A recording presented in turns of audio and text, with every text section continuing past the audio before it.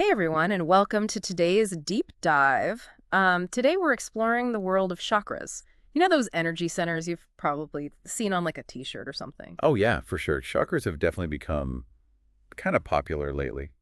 But as Judith Anodea points out, in her book, Eastern Body, Western Mind, there's a real risk of just oversimplifying them, you Well, know? yeah, totally. I feel like I hear about chakras everywhere, but I don't really know what they are or like why they matter. Well, that's what we're here for. We're going beyond those, Yeah. trendy interpretations today Yeah.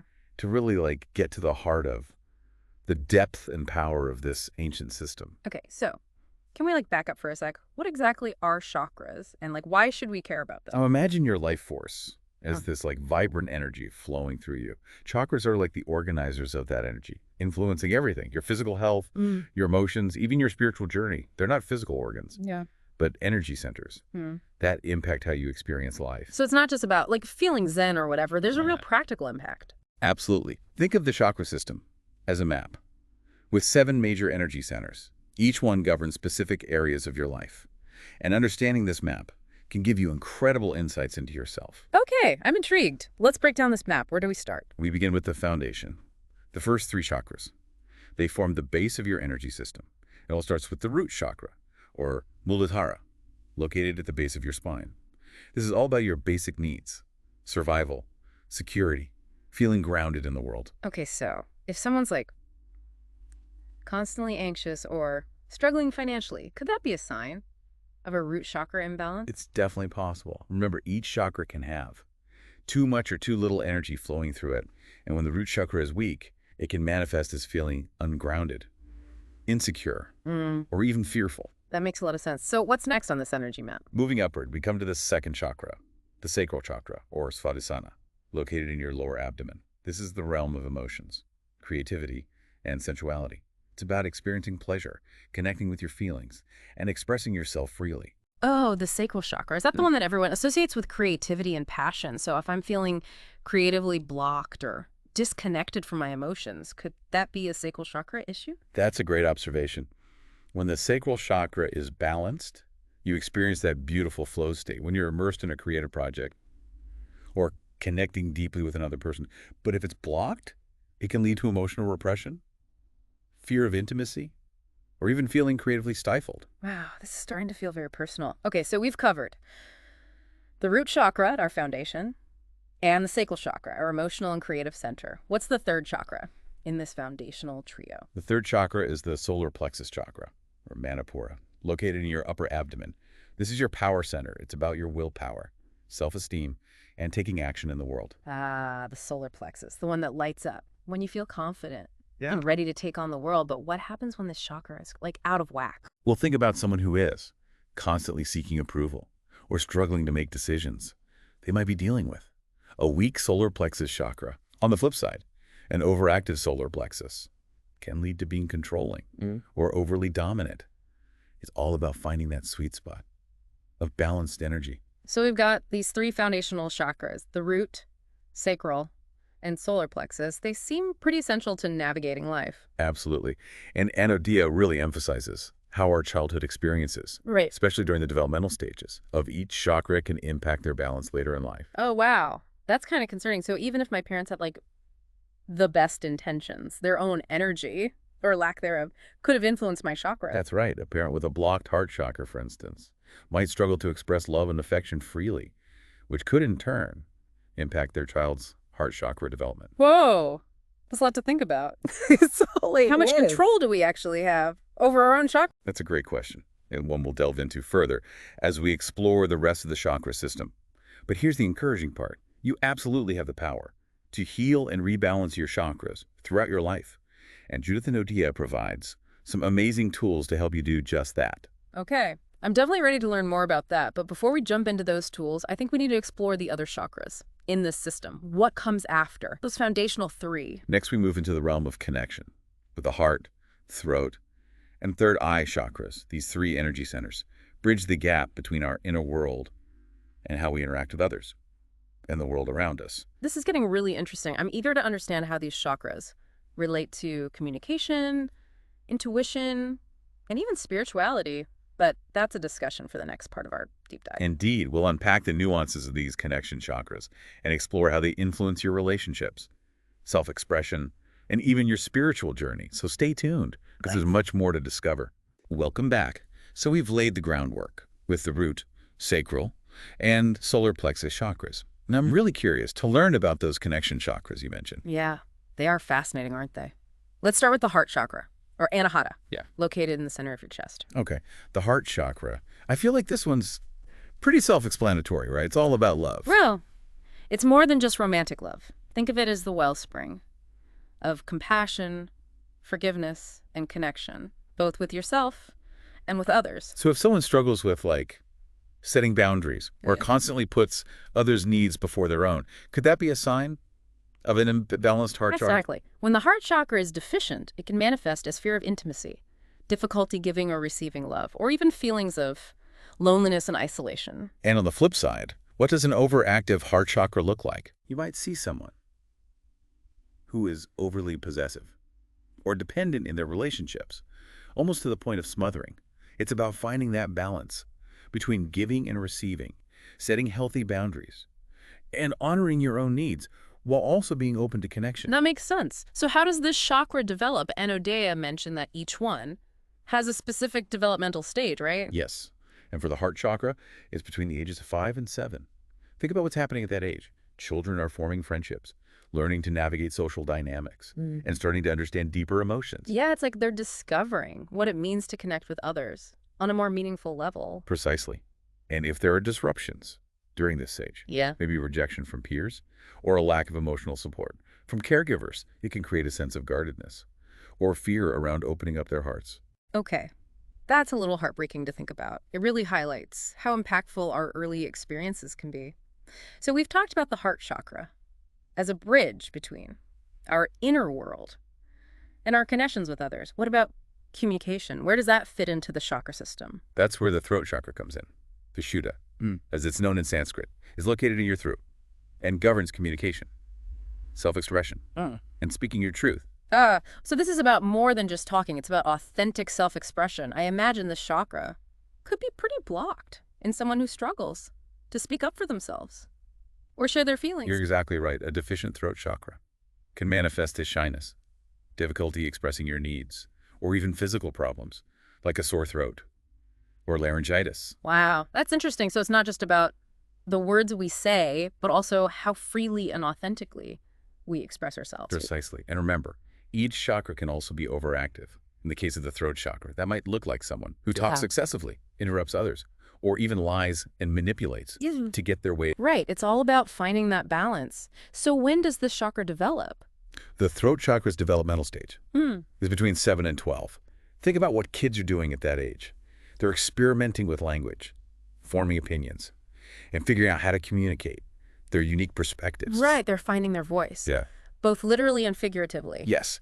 And if they're repeatedly shut down, criticized, or made to feel like their voice doesn't matter, it can create blockages in this chakra that can carry over into adulthood. So what if someone recognizes that they might have a blocked throat chakra? What can they do to heal and rebalance it? There are many practices that can help.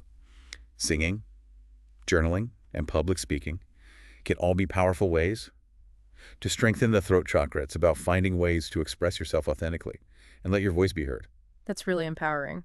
Okay, so we've covered the heart chakra, which is about connecting with ourselves and others, and the throat chakra, which governs authentic self-expression. What's the next step in this journey through the connection chakras? Next, we move to the realm of intuition and inner wisdom with the third eye chakra, or ajna, located in the center of your forehead. The third eye chakra, I feel like this one often gets shrouded in a bit of mysticism. What exactly does it govern?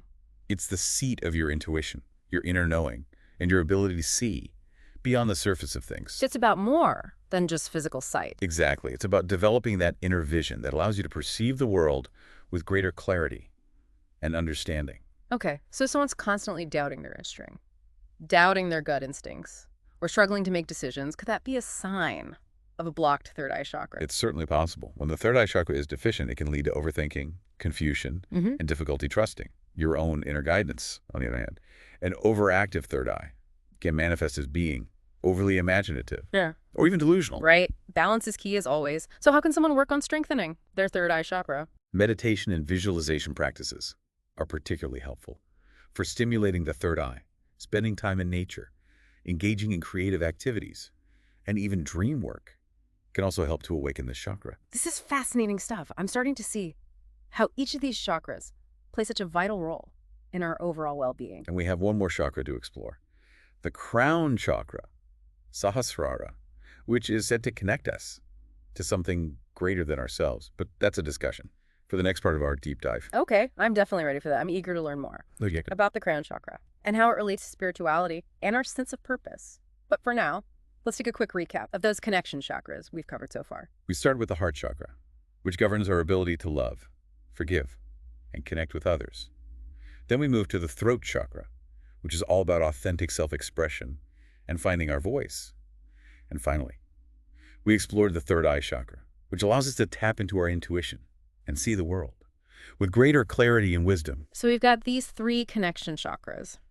Building upon that foundation we established with the first three, it's really starting to paint a complete picture of the chakra system as a whole. I can't wait to learn about the crown chakra and see how it all comes together. Yeah. Okay, so we've made it to that final energy center, the crown chakra. Yeah, it's the crown chakra, or Sahasrara. It's like the peak of our energetic mountain. You know? Yeah, I like that. It sits at the crown of your head. Yeah. And represents your connection to the divine, to universal consciousness, or really whatever resonates with you. In terms of spirituality. Okay, so we're getting into the more spiritual aspects now. Does it mean the crown chakra is like less practical than the others? Not at all. Think about it. If you're feeling lost Mm. or lacking purpose, you can create a sense of emptiness and disconnection. Mm. Even if other areas of your life seem fine, that sense of meaning and purpose is directly related to the crown chakra. I see. So a blocked crown chakra can make life feel meaningless. It can definitely contribute to those feelings. And on the other hand, a balanced crown chakra can bring a profound sense of peace, understanding, and connection to everything around you. It's about recognizing that you're part of something vast and interconnected. That's beautiful. So how can someone tell if their crown chakra might be blocked? Well, so besides feeling lost or lacking purpose, someone with a blocked crown chakra might experience cynicism, apathy, or difficulty connecting with their spiritual side. They might struggle with meditation or feel closed off to the idea of something greater than themselves. So you mentioned earlier that each chakra has a developmental stage. What about the crown chakra? Well, the crown chakra is unique in that it continues to develop throughout our lives. It's not tied to a specific childhood stage, but rather unfolds as we evolve spiritually and connect more deeply with our inner selves and the world around us. So it's like a lifelong journey of opening and expanding. It is. And while we can't control everything in life, we can choose to engage in practices that nurture and support our spiritual growth, which in turn helps to balance the crown chakra. Okay, I'm all for feeling more connected and purposeful. What are some things people can do to nourish their crown chakra? Meditation, prayer, spending time in nature, anything that allows you to quiet your mind and connect with this sense of stillness. So it's not about forcing a particular belief system, but creating space for something bigger to flow through. Exactly. It's about cultivating that sense of awe and wonder that opens you up to the vastness of existence. That's really beautiful. And speaking of beautiful, can we circle back to something you mentioned earlier, the concept of character armor? Yes, character armor. This is where Anodea connects those early chakra development stages. With specific personality patterns, she suggests that when we experience challenges during those crucial developmental windows, we develop defenses, almost like a protective armor, to cope. So if someone had a difficult time during the root chakra's developmental stage, constantly feeling unsafe or insecure, they might develop a personality type that's always on edge, hypervigilant, even into adulthood. That's the idea. Anodea calls this the schizoid type, often characterized by a feeling of not quite belonging or being fully present in the world. And remember, it's not about labeling people, but understanding how these patterns might have developed. Okay, what are some other character types that Anodea outlines? Well, there's the oral type, linked to challenges. During the sacral chakra stage, this can lead to a personality that seeks constant reassurance and affection, almost like they're trying to fill an emotional void. Okay, and then there's the masochist type, which I imagine connects to difficulties during the solar plexus stage. Are those the folks who tend to put everyone else's needs before their own? Like they don't believe they deserve to have their own needs met. Exactly. They might struggle to assert themselves or set healthy boundaries. And then there's the rigid type, potentially stemming from heart chakra challenges. These individuals often appear strong and successful, but struggle with vulnerability and emotional intimacy. Wow, it's fascinating how she ties these psychological patterns back to the chakra system. It makes you think. It does. And remember those 7 rights we discussed: the right to be here, the right to feel, the right to act, and so on. Reclaiming those rights can be a powerful step in healing those old wounds and rebalancing our chakras. So it's not just about understanding our patterns, Yeah. but also taking action to shift them. Absolutely. The chakra system is a powerful framework for self-awareness, but it's not meant to be. A passive system, we have the power to heal, to grow, to choose how we want to show up in the world. That's a great takeaway. So what do you hope our listeners take away from this deep dive into the world of chakras? I hope they feel empowered to explore their own energy system, to understand their own unique patterns, and to find practices that resonate with them.